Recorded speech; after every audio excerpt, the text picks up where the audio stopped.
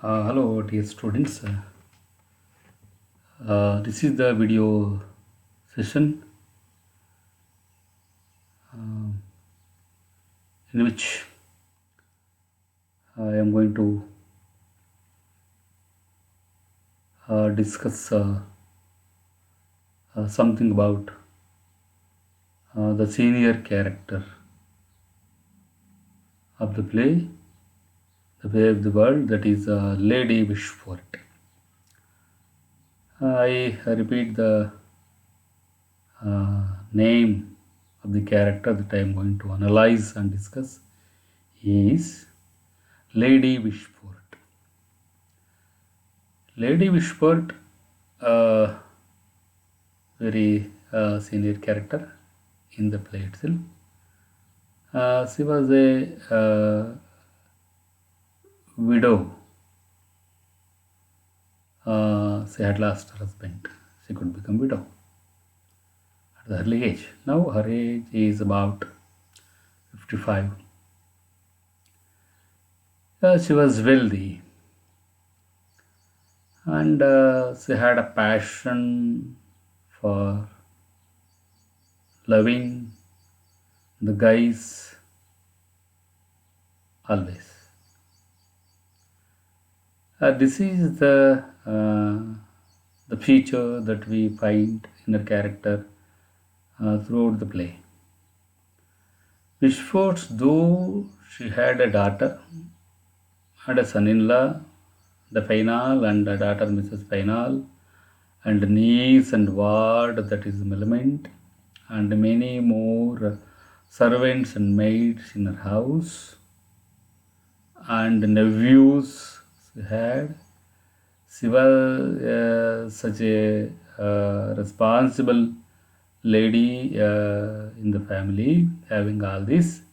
Still, she is loving the man. She had a passion of loving any man.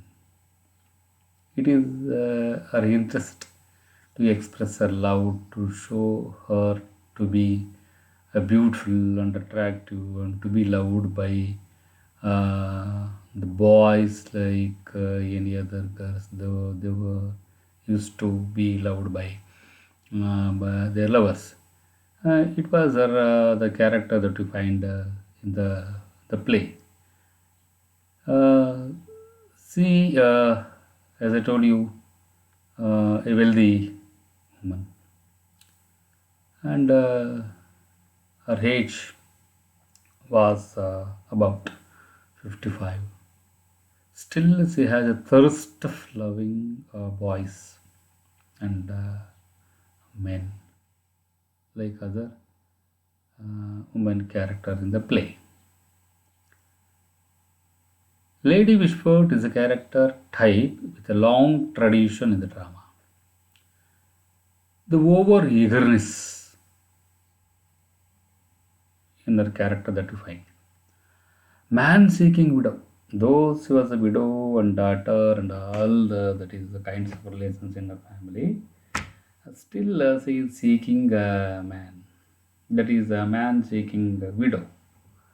And this is the most important thing that we should observe in her character. Her first offense, and that which initially makes her an object of ridicule, is the breach of taste, for she should know her better. She is first described by Mirabel, who points out that her character is defined in the tag name Lady Wishfort. Lady Wishfort. This is how, with a compound word, is going to define with the different words her character. She is 55 years old, an age that certainly seemed very old to the that is precocious and brilliant 30-year-old whose play was being produced. She is also the character with most lines in the final acts of the play. We see that. And there is a vanity in their character that we see uh, in observation. Her vanity is made clear from the first. There is a vanity in her character. Most of the characters having it, but still being the elder widow uh, and wealthy woman, she has that vanity. She misinterpreted Mirabel's flattery. She was a widow. She was very much the influenced and admired and loved the flattery the most. Even at that age, she was expecting the flattery from the man.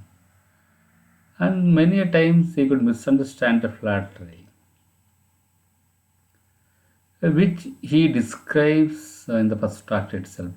In the third act, the picture of Lady Wishfort, her that is totality ridicules the woman who does not accept the fact of her age gracefully. She could not understand reality always. She was always be fooled by the flattery of the people who are around him. The indecorous interest in men. She had a thirst for men. He is a part of her character and important for the action too. Why the play is so significant with respect to the character that is the comedy of manners and farce is because of the character like Lady Wishfort. It is the reason she can misinterpret Mirabel, and the reason Mirabel can hope that Waitwell wing may be successful. Because of her such weakness and fashionable character and man-seeking character, Mirabel he observed very closely and he wanted to make a plot to that is give some that is a kind of trick for her. It is what made by all, and he got the support of all the characters, both men and women of the play, and he made a plan. He made a plan to love uh, a person who was a servant to become that is the lover of the Lady Wishfort. It is the reason she can misinterpret Mirabel, and the reason Mirabel can hope that Waitwell's wooing may be successful. As a woman who controls considerable wealth, I told you in the very beginning, she was a wealthy woman. She is accustomed to having her own way. She is abrupt and tyrannical with her maid. She plans her ward's marriage, that is Milamet's marriage. It is clear she does not like to be crossed and does not expect to be that. And we see her fantasy. We see the fantasy in her character, as we could see the that is vanity, her as a man seeking widow. Her world of fantasy. Congreve has probed this character further. Her vanity and man chasing both have common source. She lives in the world of fantasy always. She was a dreaming widow, not a woman, and a girl. She looks into mirrors constantly but does not see what everyone else sees. She is expecting more. Uh, in her mind, she can still be a girl of 16 and a beautiful young woman. She is therefore especially susceptible to flattery, for there is no touch of good sense to help her see through it. Because of her susceptibility to flattery, her friends are always ill chosen. Everyone that she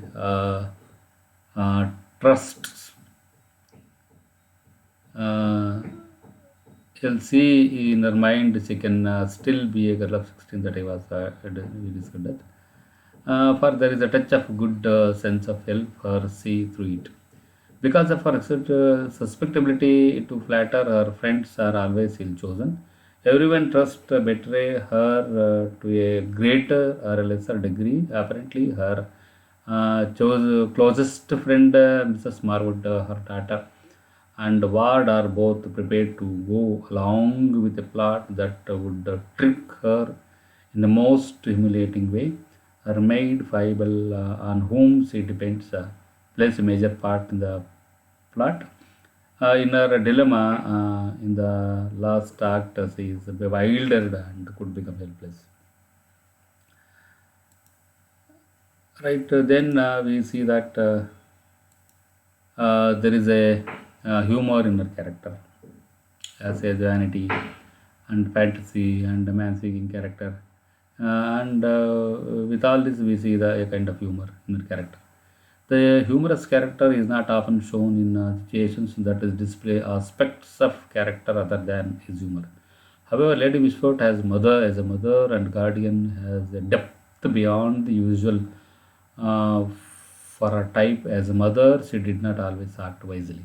As a senior, she was not so responsible and she was not acting wisely with all the relations. She was never suffered to play with a male child. Nay, her very babies were of the feminine gender. Oh, she never looked a man in the face, but her own father, or the chaplain, and him we made a ship to put upon her for a woman.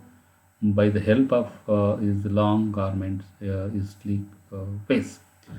Yet finance demands could do prove successfully only because she loves her daughter and wants to protect her. Her choice of a husband for her ward, that is Milament, might be incongruous, but it is certainly well mentioned.